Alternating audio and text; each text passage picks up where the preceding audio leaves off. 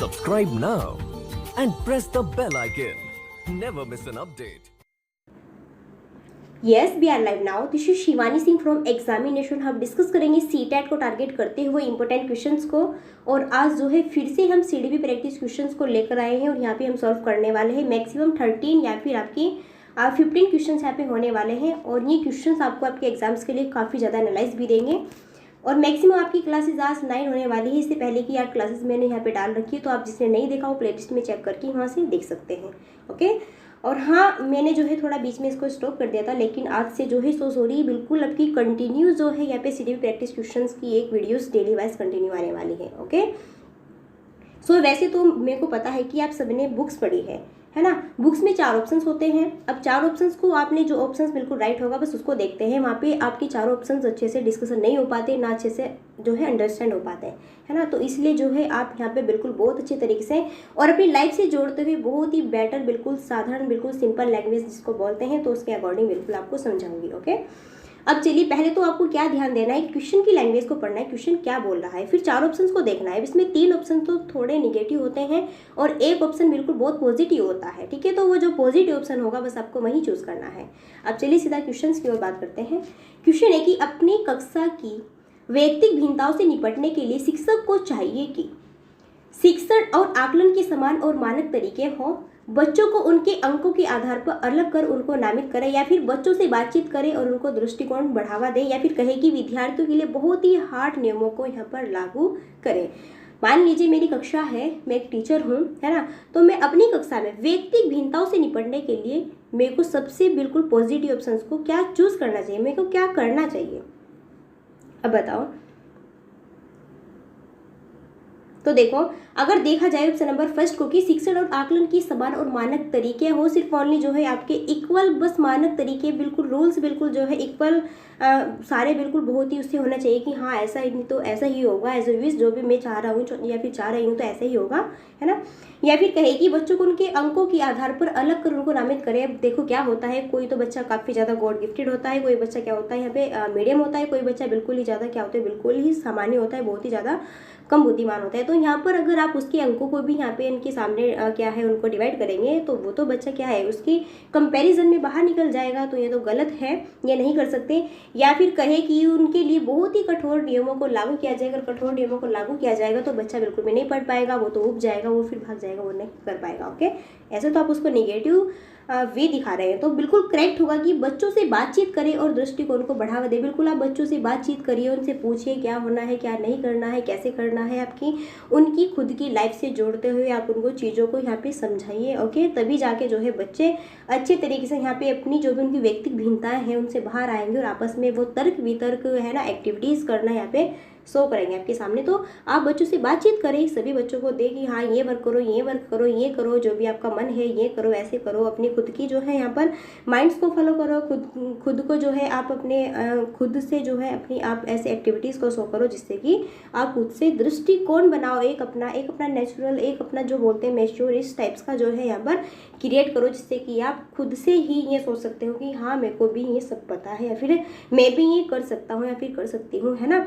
तो आपको जो है अपने तरीके से बच्चों को इस टाइप से बनाना चाहिए कि उनसे बहुत अच्छी तरीके से बिल्कुल उनकी लाइफ से जोड़ते हुए उनसे बात कीजिए, उनको समझाइए उसी बातचीत के अकॉर्डिंग, है ना। और उनको जो है दृष्टिकोण के, उनके जो भी देखने का, जो भी करने का, या फिर जो भी यहाँ पे समझने का, जो भी उनकी जो है यहाँ पे मैच्योरिटी है उसको ध्यान से आगे बढ़ावा दें। क्लियर है? तो करेक्ट होगा ऑप्शन नंबर सी आपका। अब नेक्स्ट, आकलन उद्देश्य पूर्ण होता है यदि इससे बच्चों में भय और तनाव का संचार हो, इससे विद्यार्थी और शिक्षकों की प्रतिपुष्टि प्राप्त हो, या फिर यह केवल एक बार वर्ष के अंत में हो, या फिर कहे कि विद्यार्थियों की उपलब्धि में अंतर करने के लिए तुलनात्मक मूल्यांकन किए जाने चाहिए। तो आकलन उद्देश्य पूर्ण होता है यदि क्या होना चाहिए, करेक्ट ऑप्शन क्या होना चाहिए। अगर देखें यहाँ पे बारी बारी से सारे ऑप्शंस को, अगर देखें कि इससे विद्यार्थियों और शिक्षकों को दृष्टिकोण प्राप्त हो, या फिर यह केवल एक बार वर्ष के अंत में हो, सिर्फ ओनली एक ही ईयर में, सिर्फ ओनली एक ही बार हो, केवल तो कहीं पर भी आ जाता है तो बिल्कुल ये तो निगेटिव में पहुंच जाता है। ये भी नहीं कह सकते कि जो है आप बच्चों की उपलब्धियों में उसमें कंपैरिजन करके उनके खुद की जो इनमें जो है बच्चों में आप कंपैरिजन करके फिर उनका मूल्यांकन करें। तो ये भी गलत है। आप बच्चों में ऐसे तुलना करोगे कि हाँ ये बच्चा ज़्यादा ही इंटेलिजेंट है, ये बच्चा कम है, तो ये नहीं कर पाएगा, इसको बाहर निकाल दो, ये कर पाएगा, इसको रख लो। तो ऐसी तुलना भी करना बिल्कुल भी यहाँ पे जो है बेटर नहीं होगा, है ना। अगर देखा जाए कि इससे बच्चों में भय और तनाव का संचार हो, अगर बच्चों को आप यहाँ पे डराना चाहते हैं और यहाँ पे उसमें जो है तनाव को फिट करना चाहते हैं, सोच रहे हैं कि हाँ बच्चों में इससे जो है डर पैदा हो या फिर उसमें तनाव बढ़े, तो ऐसे वैसे भी सब किसी बच्चे को बिल्कुल भी कैसे समझा सकते हैं। तो ये तो बिल्कुल निगेटिव ऑप्शन है, ये सारे निगेटिव है। अगर बात की जाए तो ये करेक्ट है कि इससे विद्यार्थी और शिक्षकों को प्रतिपुष्टि प्राप्त हो। बिल्कुल इसमें जो है आपके यहाँ पर चिल्ड्रंस भी प्लस आपके जो है टीचर्स भी, इन सभी लोगों की जो है इन दोनों की ही प्रतिपुष्टि हो, एक इक्वल रूप से जो है ये अपने आप में इस टाइप से हो कि दोनों जो है आपस में इस टाइप से जो है घुल मिल कर आकलन कर सके, बिल्कुल जो कि पॉजिटिव हो और एक्टिविटीज़ दोनों की अकॉर्डिंग पूर्ण हो। क्लियर है।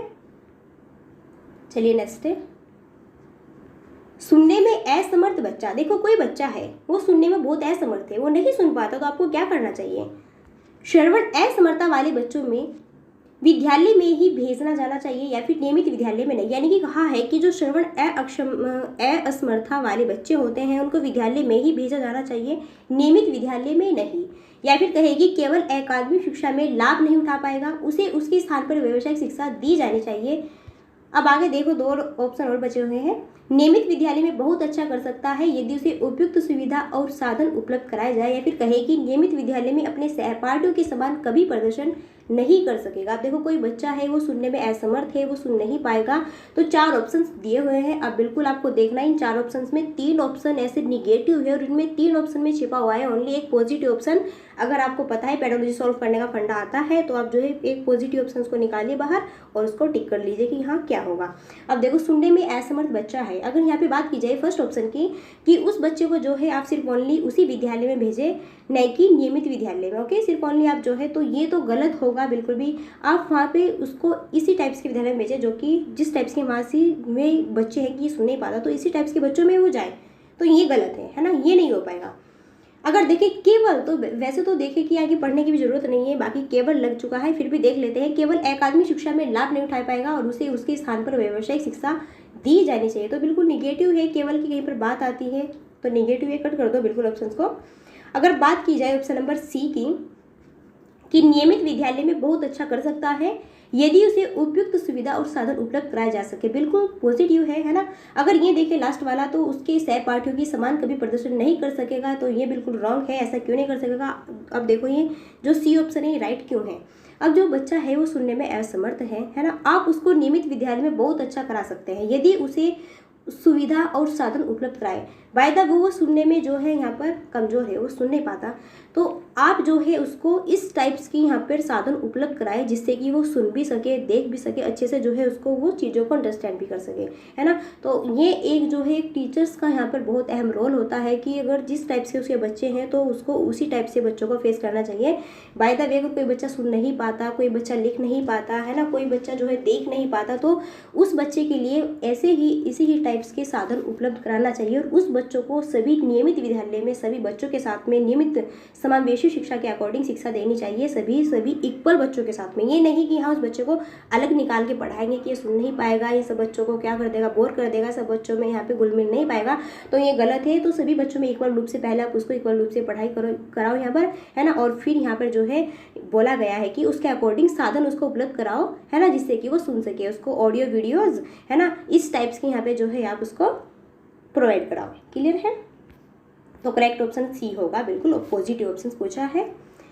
अब नेक्स्ट है कि निम्नलिखित में से कौन सी विशेषता प्रतिभावान शिक्षार्थी की है वह आक्रामक और कुंठित हो जाता है। यदि कक्षा की गतिविधियां अधिक चुनौतीपूर्ण नहीं होती तो वह कम प्रेरित अनुभव करता है और ऊब जाता है। वह बहुत ही तुनक मिजाज होता है, वह रस्सी व्यवहार करता है जैसे हाथ थपथपाना, डोलना या फिर आदि। अब देखो यहाँ पर बताया गया है कि कोई बच्चा है भैया, है ना, कोई बच्चा है तो बहुत ही ज़्यादा गॉड गिफ्टेड है ना।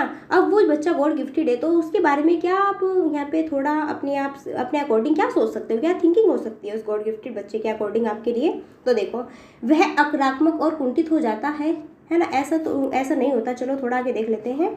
वह बहुत ही तुनक मिजाज होता है तो ये भी नहीं, वह रस्सी व्यवहार करता है तो ये भी नहीं, उसके जब वो इतना इंटेलिजेंट है तो वो कैसे हाथ थपथपाना डोलना ये कैसे एक्टिविटीज़ करेगा, वो तो बहुत ही गॉड बच्चा है तो वैसे तो नहीं कर पाएगा, क्योंकि ये तो वो करता है जो थोड़ा यहाँ पर थोड़ा जो बच्चे हिचकिचाते हैं या फिर थोड़ा वीक होते हैं, है ना, तो इस टाइप्स का बच्चा नहीं करेगा।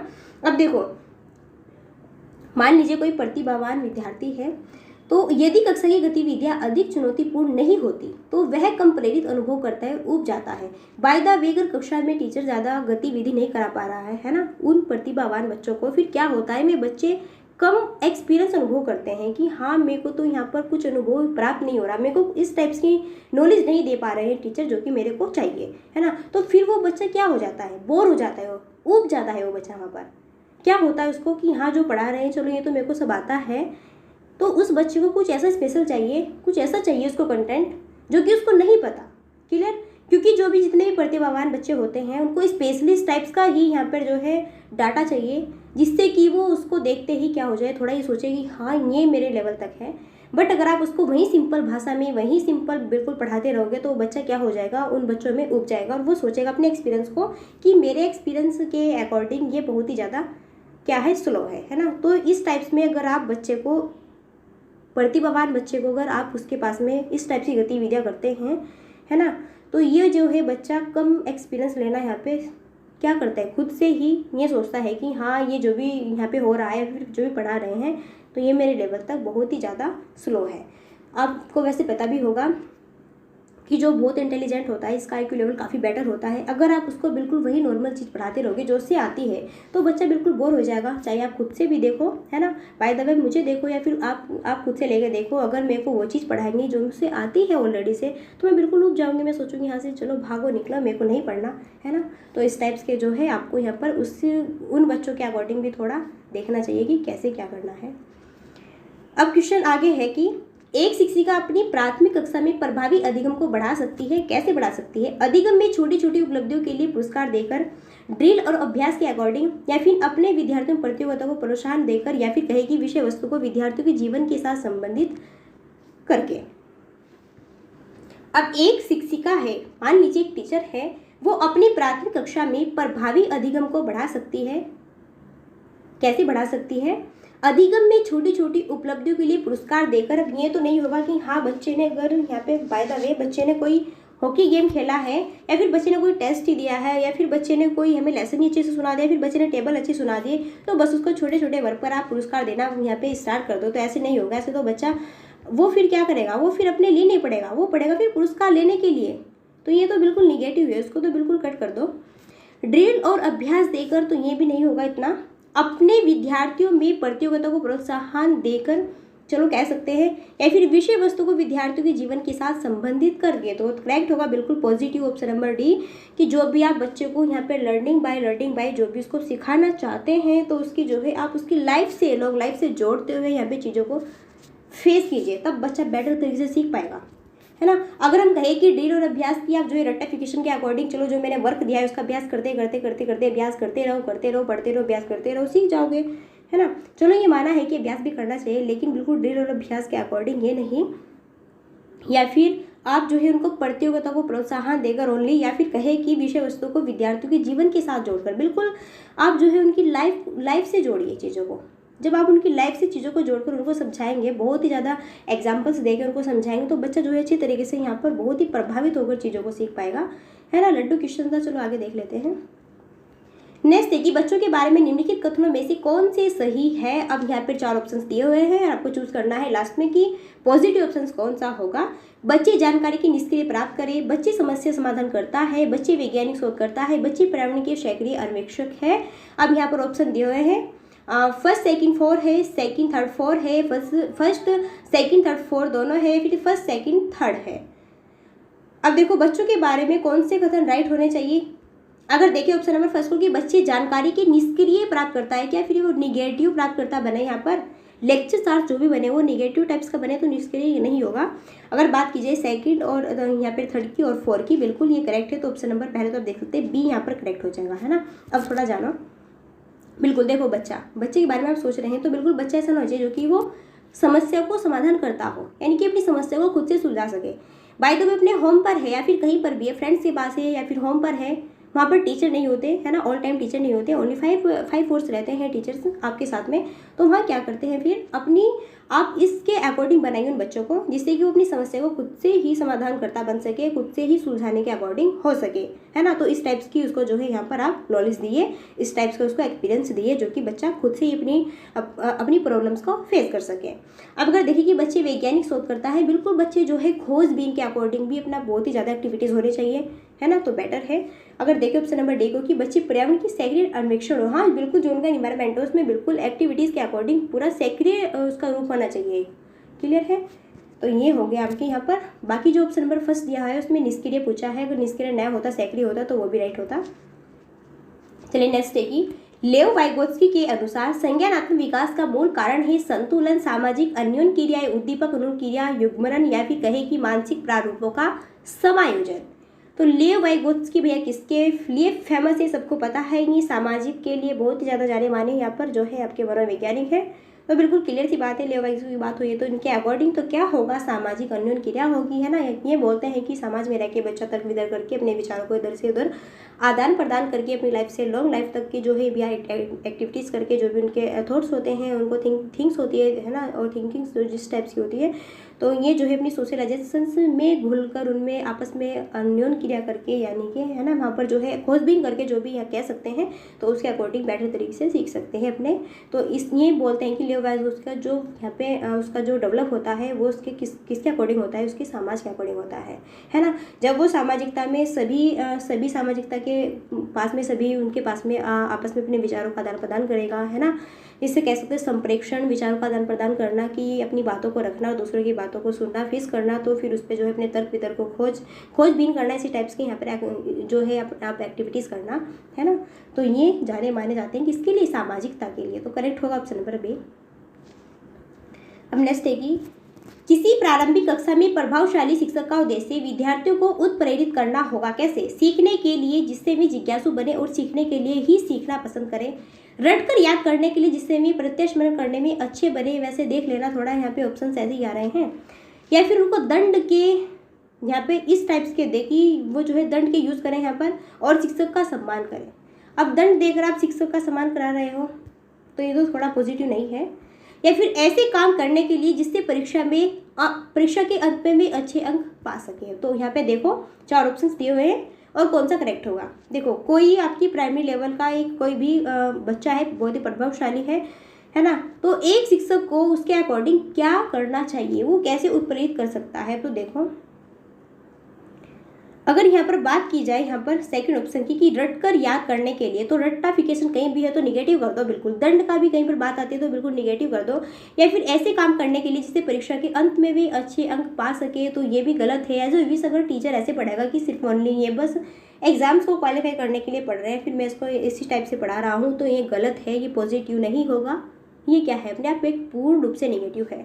अगर ऑप्शन नंबर ए को देखा जाए बेटर तरीके से कि सीखने के लिए जिससे वे जिज्ञासु बने और सीखने के लिए ही सीखना पसंद करें, बिल्कुल आपको वही चीज़, वही बाय लर्निंग वही चीज़ सिखानी चाहिए जिससे कि वे सीखने के लिए जब जिज्ञासु हो, तत्पर हो, है ना, पूरी रुचि ले रहे हैं, ध्यान ले रहे हैं। जैसे कि आप मानते हैं रुचि की जन्य ध्यान है, ध्यान की रुचि है, आपस में इनका क्या है, एक कंटेंट है पूरा, ठीक है, एक अपना क्या रिलेशन से जुड़ा हुआ है इन दोनों वर्ड्स का।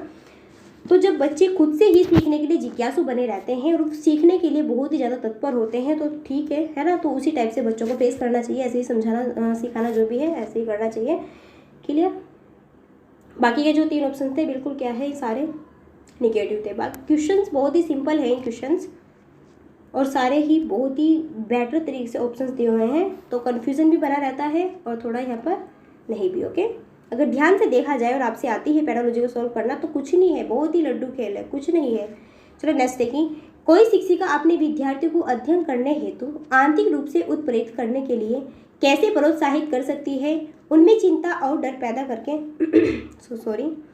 या फिर प्रतियोगात्मक परीक्षण में, या फिर कहे कि व्यक्तिगत लक्ष्य निर्धारित करने और उनमें निपुणता पाने और उन्हें मदद करें, या फिर साफ दिखाई पड़ने वाले इनाम देकर जैसे कि ट्रॉफी।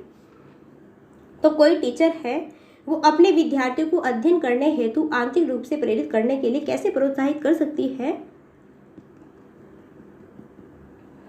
आप उनमें चिंता और डर पैदा करोगे तो बिल्कुल भी नहीं सीख पाएगा, ये तो कहीं तक नहीं है, निकालो इसको बाहर। या फिर प्रतियोगिता परीक्षण में सिर्फ ओनली परीक्षा लो, उनके एग्जाम्स दो उनको, उनकी जो है यहाँ पे ये देखो कि हाँ क्या कर पाएगा क्या नहीं। या फिर साफ दिखाई पड़ने वाले इनाम देकर बिल्कुल दिखा रहे हैं, हाँ देखो मेरे पास टॉफी है, चॉकलेट है, आप करोगे तो आप बन पाओगे। तो करेक्ट होगा इसमें क्या कि व्यक्तिगत लक्ष्य निर्धारित करने और उनमें निपुणता पाने में उन्हें मदद देकर। बिल्कुल, अब देखो एक टीचर है वो अपने विद्यार्थियों को अध्ययन करने के हेतु आंतरिक रूप से उत्प्रेरित करने के लिए कैसे प्रोत्साहित कर सकते हैं, जिससे कि बच्चा खुद से ही मोटिवेट होकर और खुद से ही ये सोचेंगे हाँ मुझे अपना फ्यूचर्स या फिर मुझे अपनी लाइफ को कैसे गोल करना है, कैसे मुझे फेस करना है, तो कैसे पढ़ाना है, कैसे पढ़ना है, क्या मुझे पढ़ना है, क्या करना है, क्या चीज़ों को सीखना है, कहाँ पे बैठना है, क्या कहाँ पे क्या करना है, अपने विचारों को कैसे तर्क वितर्क करना है, क्या क्या क्या क्या एक्टिविटीज़ करनी है, कहाँ पर क्या खोजबीन करनी है। तो ये जो है बच्चा जब अपने ही अकॉर्डिंग खुद से ही जब वो मोटिवेट है, आंतरिक रूप से जब मोटिवेट है बच्चा, वो तब से ही सीख सकता है ना। जब व्यक्तिगत लक्ष्य है उसका निर्धारित है पूरा, जब उसने अपने लक्ष्य को व्यक्तिगत रूप से निर्धारित किया हुआ है तो उसमें जो है वो पूर्ण रूप से निपुणता पाने के लिए, ठीक है, उसमें बहुत ही ज़्यादा वो क्या है हेल्पफुल, खुद से ही वर्किंग के लिए रेडी है। ओके, अगर बच्चे को ये पता है कि हाँ मुझे ये करना है, मेरे को अपने लक्ष्य को पारा है। अब देखो आपका लक्ष्य क्या है, CTET है ना, या फिर कोई सा भी यहाँ पे आप स्टेट ले सकते हो, UP टेट, या फिर आप कुछ भी ले सकते हो, UP टेट, बिहार टेट है ना, या फिर MP टेट, जो भी है आप जिस भी स्टेट से बिलोंग है, तो जो भी आप यहाँ पे जो भी क्वालिफाई करें, तो ये आपका क्या है लक्ष्य है। ये क्या है आपका जब आप पढ़ रहे हैं, ये आपकी खुद की व्यक्तिगत यानी कि खुद की पर्सनैलिटी की, खुद की व्यक्तिगत क्या है, खुद की आपकी क्या है मोटिवेटेड है आप खुद से, और तभी तो आप पढ़ रहे हैं कि हाँ मेरे को ये पढ़ना है तो मैं जो ये कर पाऊंगा, फिर कर पाऊंगी, ये मेरे लिए बहुत ही बेटर है, मेरे एग्जाम्स के लिए काफ़ी हेल्पफुल वर्क है, मेरे लक्ष्य तक ये पहुंचा सकता है। तो ये क्या है, आप पूर्ण रूप से आंतरिक आप जो है पूर्ण रूप से आंतरिक मोटिवेटेड है ना। अब नेक्स्ट है कि लिंग है, ये क्वेश्चन काफ़ी ज़्यादा इंपॉर्टेंट है। जैविक सत्ता, शारीरिक संरचना, सहज गुण या फिर सामाजिक संरचना, तो बिल्कुल लिंग जैसे कि ये पुरुष है, ये फिर स्त्री है, ये नहीं कर सकती, ये वो नहीं। तो इस टाइप से जो क्वेश्चन आते हैं आपके लैंगिक रूढ़िबद्धता जो कहते हैं वो इसी के अकॉर्डिंग है। तो वो है आपका सामाजिक संरचना, ठीक है। वो देखो ना तो आपके यहाँ पे बायोलॉजिकल है, ना हेरिडिटी है, ना ही आपकी फिजिकल है, ना ही आपकी क्वालिटीज़ के अकॉर्डिंग है। तो वो है आपकी सामाजिक संरचना। तो जो लिंग होता है, लिंग निर्धारित कौन करता है कि हाँ ये बॉयज़ है, ये गर्ल्स है ना, ये वो है, ये ऐसे, ये वैसे, ये या फिर ये वे। तो ये सब क्या है आपकी सामाजिक संरचना है, यानी कि खुद से ही आप लोगों ने बनाई हुई है, न कि ये खुद से ही है, ठीक है, न कि ऐसे नहीं कि हाँ ये नेचुरल चीज़ है। तो नेचुरल नहीं है, ये खुद से ही आपने बनाया हुआ है कि हाँ ये गर्ल्स हैं, बॉयज़ हैं, ये एज ओबीसी ऐसे नहीं करेगी, ऐसे ये करेगा, ऐसे वे करेगा। तो ये क्या है, लिंग एक सामाजिक संरचना है, न कि ये बायोलॉजिकल है, क्लियर है, ना ये फिर फिजिकल संरचना है, ना ही फिर ये आपकी सहज क्वालिटी है। तो लिंग कौन निर्धारित करता है, आपकी खुद की सोसाइटी निर्धारित करती है ना, नेचुरल नहीं है ये। अब नेक्स्ट है कि जीन प्याजे के अकॉर्डिंग अधिगम के लिए निम्नलिखित में से क्या आवश्यक है। शिक्षार्थी के द्वारा पर्यावरण की सक्रिय खोजबीन, या फिर वयस्कों के व्यवहार का अवलोकन, या फिर ईश्वरीय न्याय पर विश्वास, या फिर शिक्षकों और माताओं पिता द्वारा पुनर्बलन। तो बिल्कुल जीन प्याजे की कहीं पर भी बात होती है और आंख मीच कर अगर कहीं पर भी खोजबीन की बात आ जाए तो पॉजिटिव ऑप्शंस भी है और बिल्कुल इसका आंसर भी है, बाकी को बिल्कुल इग्नोर कर दो। तो करेक्ट हो जाएगा बिल्कुल ऑप्शन नंबर है कि हाँ शिक्षार्थी के द्वारा पर्यावरण की सक्रिय खोजबीन। बिल्कुल जो जीन प्याजे है इन्होंने बल्कि अपने खुद के ही बेटे पर यहाँ पर खोजबीन करके जो है ये तर्क वितर्क किया था कि हाँ बच्चा खोजबीन के लिए बहुत ही जो है अपने आप में एक डिपेंड रहता है, वो कर सकता है ना, वो खोजबीन करके अपनी चीज़ों को जो है फील कर सकता है, वो जो है अपने एम तक पहुंच सकता है ना। तो इन्होंने अपने खुद के छोटे से ही बच्चे पर जो है ये यहाँ पर एक्सपेरिमेंट किया था जीन प्याजे ने। अगर देखें चार ऑप्शंस को कि वयस्कों के व्यवहार का अवलोकन करके, अब देखो बच्चे हैं वो बच्चे यार इतने बड़े बड़े वयस्कों का कैसे उनके बिहेवियर में उनके अकॉर्डिंग जो है कंपैरिजन करेगा, अवलोकन करेगा, तो ये नहीं है। फिर ईश्वरीय न्याय पर जो है विश्वास करेगा, या फिर जो है टीचर्स लोग और पेरेंट्स के अकॉर्डिंग दोनों का क्या है पुनर्बलन है। तो इनकी तो कोई यहाँ पे इतना वो नहीं है, क्लियर। तो बिल्कुल करेक्ट है ये, हाँ कि बच्चा जो है सक्रिय रूप से अगर खोजबीन करके सीखता है चीज़ों को तो वो अच्छी बेटर तरीके से सीख लेता है, क्लियर। नेक्स्ट है कि किसी प्रगतिशील कक्षा की व्यवस्था में शिक्षक एक ऐसे वातावरण को उपलब्ध कराकर अधिगम को सुगम बनाता है, खोजबीन को प्रोत्साहन देकर, फिर नियामक है, फिर समावेशन को हतोत्साहित करता है, फिर आवृत्ति को बढ़ावा देता है। तो बिल्कुल अगर किसी प्रगतिशील कक्षा की व्यवस्था में एक टीचर है तो एक ऐसे इन्वायरमेंट को आपके सामने उपलब्ध कराएगा जिससे कि आप लर्निंग बाय लर्निंग को बहुत अच्छे से बना सकते हो, सीख सकते हो। तो वो है खोज को प्रोत्साहन देकर बिल्कुल चीज़ों को जो भी खोजता है, जो कि पूरा क्या है अपने आप में गॉड गिफ्टेड बच्चा है, जो फिर क्या है एक सृजनात्मकता है कह सकते हैं। जैसे कि सृजनात्मकता यानी कि चारों डायरेक्शन में सोचने वाला है, उसे ये पता है कि कहाँ से क्या खोज करके निकालना है, कहाँ से कैसे कैसे। जैसे कि औपचारिकता है तो औपचारिकता भी आपका इसी टाइप्स का आता है ना, क्लियर है। तो ये जो है आपके खोज को जब आप प्रोत्साहन देंगे तो बिल्कुल ये तो बिल्कुल 100% श्योर है बातें आपकी कि बच्चा बहुत अच्छे से सीख पाएगा, ठीक है। तो इतने हार्ड क्वेश्चन नहीं कह सकते हम इनको, बहुत ही सिंपल क्वेश्चन है ये, बस थोड़ा आपको चूज करना है कि क्या है पॉजिटिव ऑप्शन। नेक्स्ट है कि कोई शिक्षिका अपने विद्यार्थी को क्या कहे कि उन्हें भीतरी प्रेरणा के साथ कार्य करने के लिए प्रोत्साहित कर सके। अब देखो 4 ऑप्शन है, अच्छे से देखना। चलो इसे उसके करने से पहले समाप्त कर लो। तुम इसके जैसे क्यों नहीं हो सकते, देखो उसने इसे एकदम ठीक कर दिया है। काम जल्दी पूरा करो और तुम्हें एक ट्रॉफी मिलेगी, इसे करने की कोशिश तो करो, तुम सीख जाओगे। अब देखो ऑप्शन 4 ऑप्शन है, क्या राइट होगा। कोई टीचर है वो अपने सारे स्टूडेंट को, सॉरी एक नहीं अपने सारे स्टूडेंट्स को क्या कहे कि उन्हें भीतरी प्रेरणा के साथ कार्य करने के लिए प्रोत्साहित कर सके। बिल्कुल वही क्वेश्चन है, वही बस थोड़ा यहाँ पे चेंजिंग है, थोड़ा चेंजमेंट ऑप्शन चेंज है, थोड़ा टीचर की जो यहाँ पे लैंग्वेज है वो चेंज है। तो बिल्कुल वही है कि ये भी भीतरी प्रेरणा यानी खुद से व्यक्तिगत मोटिवेट है। तो कैसे कर सकता है, देखो अगर हम यहाँ पे इनको देखो कि चलो इसे उसे करने से पहले समाप्त कर लो, तो ये हम थोड़ा उसको उबा रहे हैं, क्या कर रहे हैं, थोड़ा हम उसको उकसा सी रहे हैं, है ना, उपसी दे रहे हैं उसको कि बस आप ये इसको थोड़ा फिनिश करके इधर उधर ऐसे वैसे कर लो, है ना। या फिर कहे कि तुम इसके जैसे क्यों नहीं हो सकते, देखो उसने इससे एकदम ठीक कर दिया है। तो अगर आप उसका दूसरे बच्चे के साथ कंपैरिजन करोगे तो बच्चा और टूट जाएगा, खुद तो उससे नहीं हो रहा है ना, पर आप उसे और भी क्या कर रहे हो, दूसरे के साथ कंपैरिजन करके उसका जो है और भी थोड़ा माइंड से यहाँ पे थोड़ा जो भी है उसको भी आप डेजर्ट कर रहे हो। ओके, खुद से मैच्योरिटी नहीं है वो बच्चा तो नहीं कर पाएगा। अब देखो काम जल्दी पूरा करो तो तुम्हें एक टॉफ़ी मिलेगी। अब अगर आप ये बोलोगे कि टॉफ़ी लो या फिर चॉकलेट लो, ये लो वो लो ये लो, है ना, तो ये आंतरिक अभिप्रेरणा नहीं है, ये तो आप बाहरी अभिप्रेरणा देकर उसको उकसा रहे हैं कि हाँ आप कोई भी चीज़ दे रहे हैं उसको बच्चे को और उसको जो है अपनी ओर अट्रैक्टिव कर रहे हैं इस एक टॉफ़ी को दिखाकर, तो ये गलत है। अगर देखिए नेक्स्ट ऑप्शन बिल्कुल डी कि इसे करने की कोशिश करो तुम सीख जाओगे, बिल्कुल पॉजिटिव है। तो इसे करने की भैया कोशिश तो करो, जब कोशिश करता है करत अभ्यास से सब कुछ होता है ना, तो तुम इसको बिल्कुल 100% श्योर है कि इसको तुम सीख जाओगे। तो बिल्कुल जो कोशिश करता है उसकी कभी हार नहीं होती, वो हर अपने वर्क को सीखता है। तो पॉजिटिव ऑप्शंस को चूज़ करो। अब देखो आपकी जो सीडीपी होती है, सीडीपी मैक्सिमम आपकी जो है पैडोलॉजी पर निर्भर होती है, पैडोलॉजी पर निर्भर होती है। तो भैया आपकी 90% अगर पैडोलॉजी अच्छी है तो बिल्कुल मैं कह सकती हूँ दावे से कि आप जो है अपने CTET में 100 प्लस यहाँ पर जो है क्वेश्चन को अच्छे से राइट कर पाएंगे।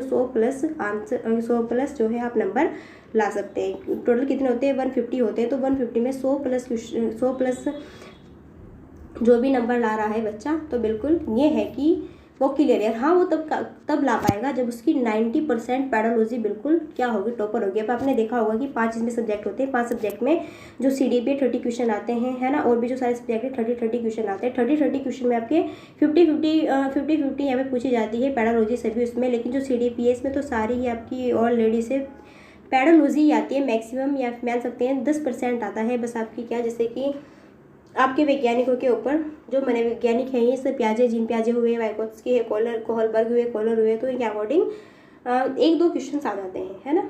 तो अगर आप थोड़ा यहाँ पे पॉजिटिव ऑप्शन को चूज़ करिए और थोड़ा ऐसा करिए कि आप जो है पैडोलॉजी पे ज़्यादा ध्यान दीजिए, तो बिल्कुल मैं दावे से कह सकती हूँ कि CTET में आप अच्छे नंबर ला सकते हैं। सो फिर ये थे आपके यहाँ पे 50 क्वेश्चन, शायद 13 थे। आउट ऑफ 30 क्वेश्चंस कितने राइट हुए हैं और कितने क्वेश्चंस पे आपने तीर मारा, जरा मेरे को भी पता होना चाहिए। तो कमेंट बॉक्स में मेरे को जरूर बताना अपने नंबर कितने हैं। सो वीडियो अच्छा लगे तो वीडियो को लाइक शेयर सब्सक्राइब कर सकते हैं। ओके, और जिसने किया हुआ है उसका दिल से थैंक्स है, और जिसने नहीं किया हुआ है जिसका मन है वो कर सकता है, अदरवाइज कोई नहीं। सो फिर चलिए मिलते हैं नेक्स्ट वीडियो में, तब तक के लिए so thanks for watching, keep studying, bye bye.